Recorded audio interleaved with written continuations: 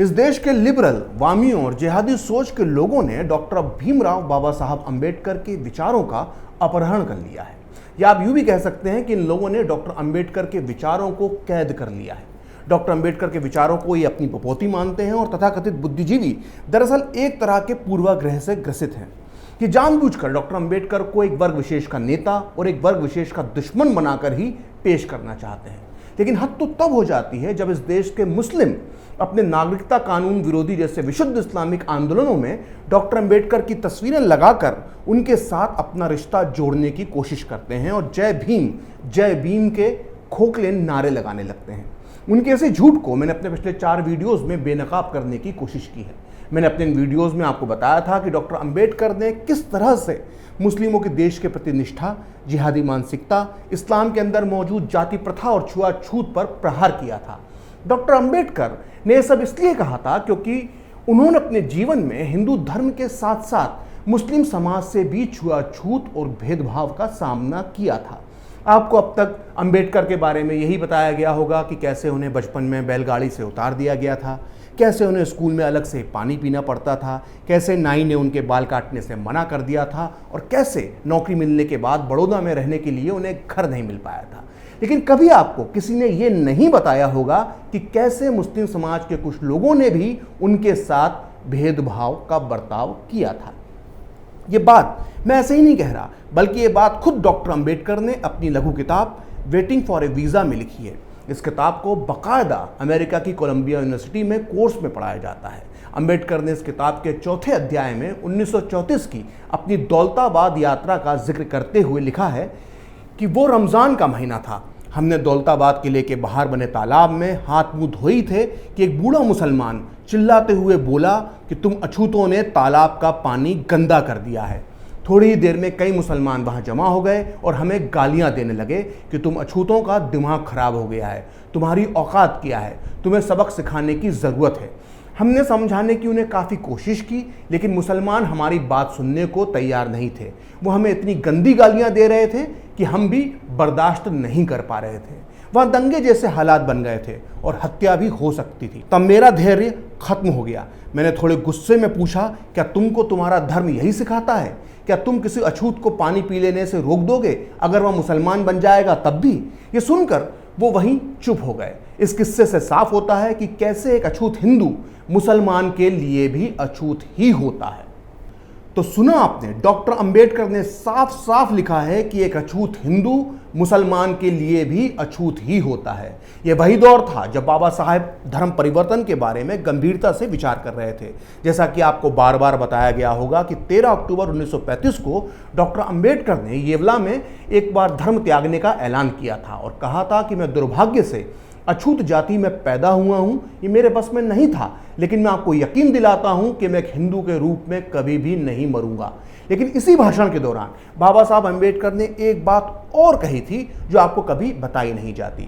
उन्होंने अपने इसी येवला परिषद के भाषण में अपने दलित भाइयों से कहा था कि ध्यान रखो, अपने लिए ऐसा धर्म चुनो जिसमें समान दर्जा, समान मौका, समान बर्ताव हो। और जाहिर है डॉक्टर अंबेडकर इस्लाम को कतई समानता का धर्म नहीं मानते थे। खैर, डॉक्टर अंबेडकर के धर्म परिवर्तन के ऐलान के बाद पूरे हिंदुस्तान में हड़कंप मच गया। जैसा कि आज के दौर में आपने देखा होगा कि कई मुस्लिम संगठन और मुस्लिम नेता खुद को दलितों का हमदर्द बताकर उनको अपने साथ मिलाने और भड़काने की कोशिश में लगे रहते हैं।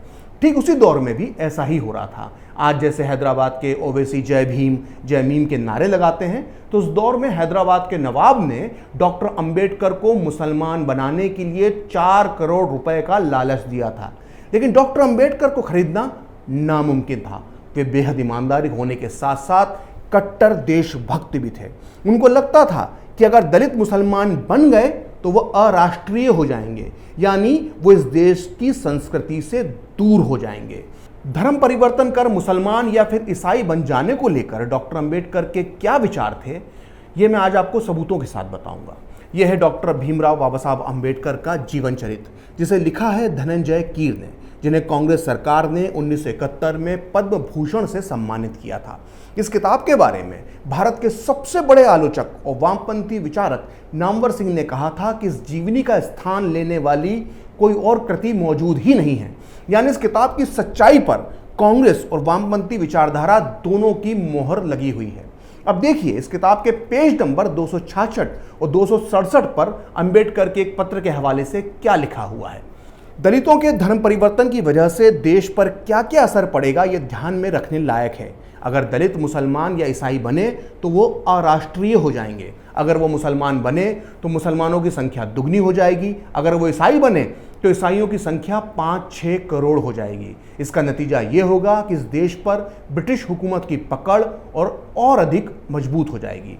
इसके विपरीत अगर दलित सिख धर्म में गए तो उससे हिंदुस्तान के भविष्य के साथ धोखा नहीं होगा, बल्कि इससे देश का भविष्य बनाने में सहायता पहुंचेगी और वो अराष्ट्रीय नहीं बनेंगे। यानी ये साफ हो जाता है कि डॉक्टर अंबेडकर के दिमाग में दूर दूर तक इस्लाम ग्रहण करने का कोई विचार नहीं था, जैसा कि कई लोग आज ये साबित करने की कोशिश करते हैं।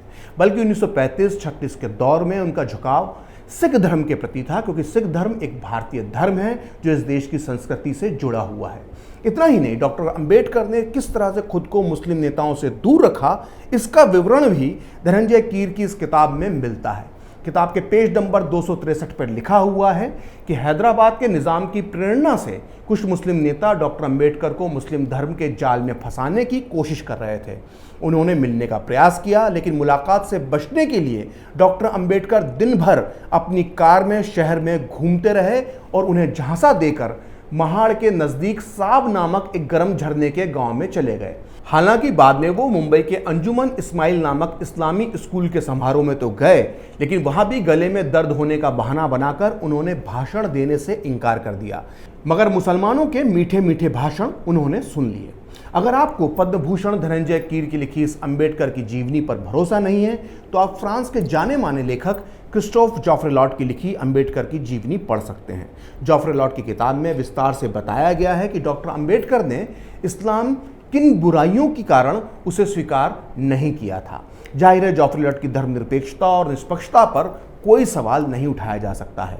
अंबेडकर ये शिद्दत से मानते थे कि हिंदू धर्म के अंदर रहते हुए दलितों पर भयंकर अत्याचार हुए हैं, लेकिन वो ये भी मानते थे कि सिर्फ इसी आधार पर मुसलमान दलितों के दोस्त नहीं हो जाते हैं। 1947 में बंटवारे के बाद जब पाकिस्तान के साथ साथ हैदराबाद के निज़ाम के रजाकारों ने भी दलितों पर अत्याचार किया तो डॉक्टर अंबेडकर ने एक मशहूर लेख लिखा था, जिसमें उन्होंने कहा था कि पाकिस्तान के चक्कर में फंसा दलित समाज हर उपलब्ध मार्ग और साधन से भारत आ जाए। मैं कहना चाहता हूं कि पाकिस्तान और हैदराबाद रियासत के मुसलमानों पर भरोसा करने से दलित समाज का विनाश होगा। दलित वर्ग हिंदू समाज से नफरत करता है, इसलिए मुसलमान हमारे मित्र हैं। ये मानने की बुरी आदत दलितों को लग गई है, जो अत्यंत गलत है। मैं प्रधानमंत्री नेहरू से मांग करता हूं कि पाकिस्तान के दलित वर्ग के लोगों को हिंदुस्तान में लाने का भारत सरकार तुरंत प्रबंध करे। सोचिए, आज ओवैसी जैसे नेता जय भीम जय मीम का नारा देते हैं और एक ज़माने में इन्हीं की पार्टी के रजाकारों ने हैदराबाद में दलितों पर ज़बरदस्त अत्याचार किए थे, जिसका जिक्र खुद डॉक्टर अंबेडकर ने अपने इस लेख में किया था। बाबा साहेब के इस लेख को उन दलितों नेताओं को भी पढ़ना चाहिए जो आज सीए विरोधी आंदोलन के दौरान मुसलमान प्रदर्शनकारियों का समर्थन कर रहे हैं। उन्हें पता होना चाहिए कि इस लेख के माध्यम से किस तरह से डॉक्टर अंबेडकर ने पाकिस्तान में फंसे दलितों को भारत लाने के लिए प्रधानमंत्री नेहरू पर दबाव बनाया था। और आज जब 70 साल बाद एक कानून के जरिए पाकिस्तान के उन बेसहारा दलितों को भारत की नागरिकता देने की कोशिश हो रही है, तो कुछ दलित नेता बाबा साहेब के सपने में अड़ंगा डाल रहे हैं। फिलहाल खरी बात प्रखर के साथ में इतना ही। आप चाहें तो मुझसे जुड़ने के लिए मेरे फेसबुक पेज प्रखरश्री 78 को लाइक कर सकते हैं, और अगर ट्विटर पर मुझसे आप जुड़ना चाहते हैं तो मेरा ट्विटर हैंडल है प्रखरश्री 78। अगर आपको ये वीडियो पसंद आया तो इसे लाइक करें, शेयर करें और कैपिटल टीवी को सब्सक्राइब करें। अगर आपको हमारा वीडियो पसंद आया हो तो इसे लाइक करें, हमारे चैनल को सब्सक्राइब करें और हाँ, बेल आइकन दबाना ना भूलें ताकि आप तक हमारे वीडियो की नोटिफिकेशन पहुंचती रहे। आप अपना सुझाव हमें कमेंट बॉक्स में दे सकते हैं। हमारे साथ जुड़ने के लिए शुक्रिया।